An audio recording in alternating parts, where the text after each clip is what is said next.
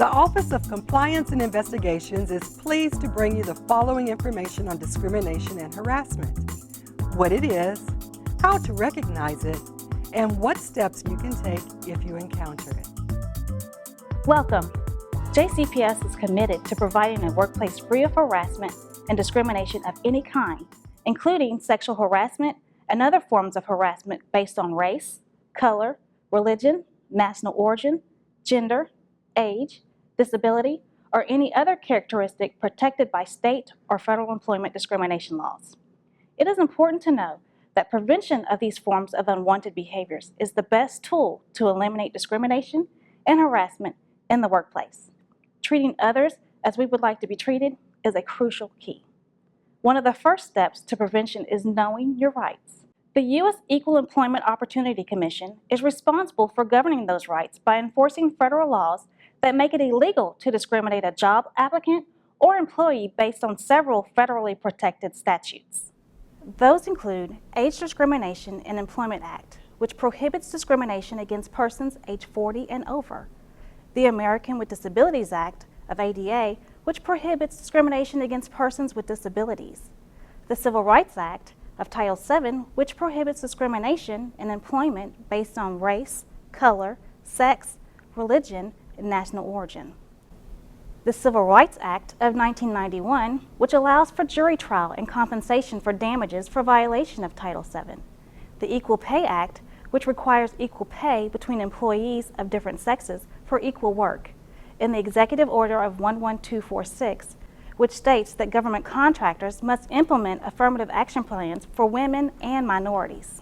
Federal statutes also protect our students in the Title IX of Education Amendment of 1972, which states that it prohibits discrimination based on sex in education programs and activities that receive federal financial aid. There are many different forms of harassment. It's interesting to know that sexual harassment, although the first form of harassment that comes to the mind for most, is actually the least form of harassment that occur in the workplace. However, it's still very serious and costs organizations millions every year in compensation and damages. Sexual harassment is conduct of a sexual nature that occurs in the workplace, and it can include any of the following. It's unwanted and can include sexual advances, requests for sexual favors, verbal and or physical conduct of a sexual nature, and displaying of sexually explicit or suggested materials. In 2014, there were over 6,000 complaints of sexual harassment nationwide reported to the Equal Employment Opportunity Commission. Total settlement dollars paid out to those victims were $35 million. These totals do not include the additional money paid out to victims through litigation processes, which substantially will increase this total. This is not a gender-specific issue, and is not just one gender committing these types of conducts in the workplace. It affects males as well as females. JCPS is an equal opportunity employer and takes the equal treatment of employees very seriously.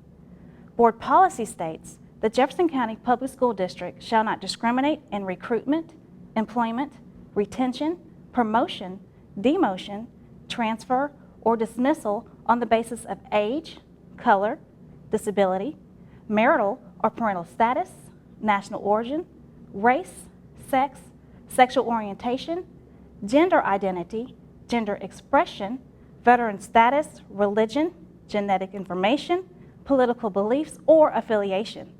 The district shall promote equal opportunities through a vigorous affirmative action program as an integral part of personnel policy and practice in the employment, development, advancement, and treatment of employees of Jefferson County Public Schools. Retaliation is also against the law.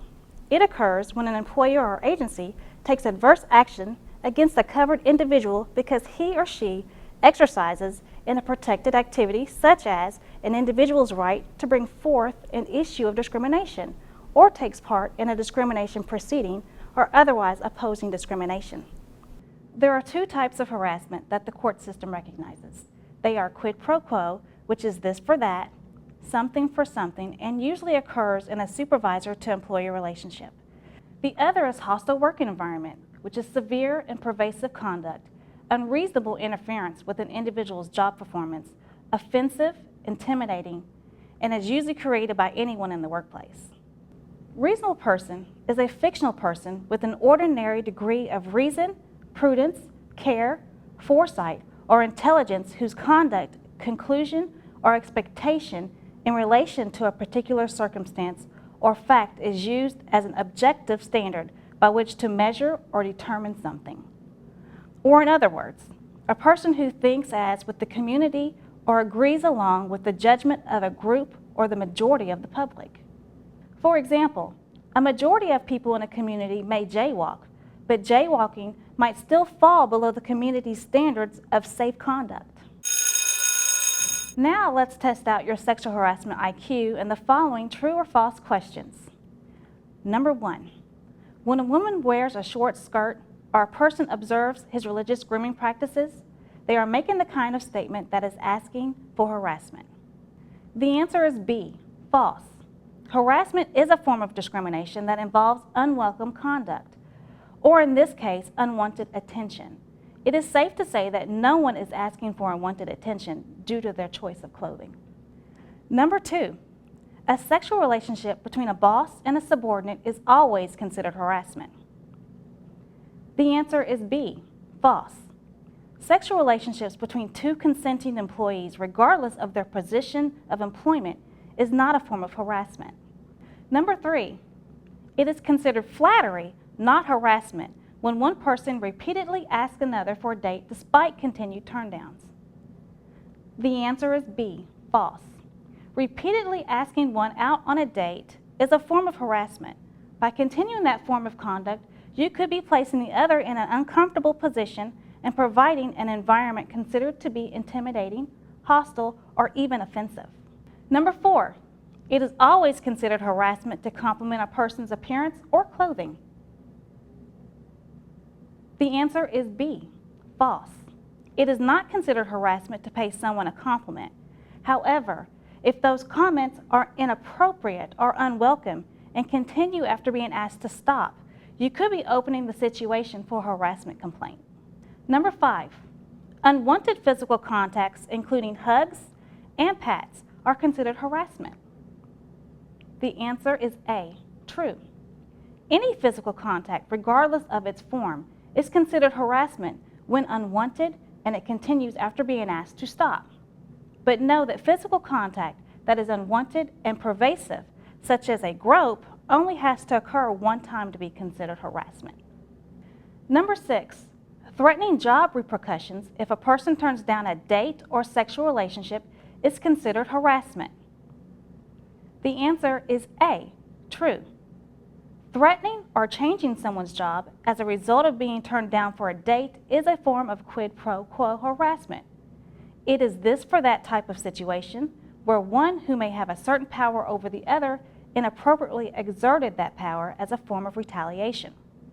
Number 7, harassment is generally defined by how the person on the receiving end takes it. The answer is A, true. It doesn't matter what you may have intended by a certain comment or a certain gesture. If the person on the receiving end of that comment or gesture is uncomfortable and has made their position known and you continue that behavior, you could be opening yourself up for a harassment complaint. Sexual harassment can occur in different forms. It could be something you say, things you do, physical actions such as touching and blocking. Examples of things that can get you into trouble include staring, winks and kisses, personal gifts, displaying sexually oriented pictures, using sexually oriented screensavers, letters, phone calls, or materials of sexual nature, and undressing someone with your eyes. Examples of physical actions include touching, pinching, patting, bumping, grabbing, cornering or blocking hallways, and unsolicited back or neck rubs. Other danger zones include retaliation, calling someone a nickname, stereotyping, sending inappropriate emails and inappropriate use of the internet that's viewed by others, dating and initiating personal relationships, cartoons, posters, pictures, and wearing inappropriate apparel, saying jokes that include things that may be sexual, racial, religious, or national origin, and making comments about one's personal appearance. No one is exempt from this type of behavior, and it can be committed by anyone. So what do you do if you find yourself in a discrimination situation? The first thing you want to do is speak to the person who's harassing you. Write everything down and report the incident to your supervisor or equal opportunity representative. Call Compliance and Investigations at 485-3341, and please do not delay. Sexual harassment is wrong at any time, and JCPS recognizes its importance with a zero-tolerance policy. And the bottom line is, JCPS cannot be a team if every member is not part of the team and treated appropriately. So remember to treat others as you would like to be treated. For more information, contact Compliance and Investigations or visit our website with Jefferson County Public Schools.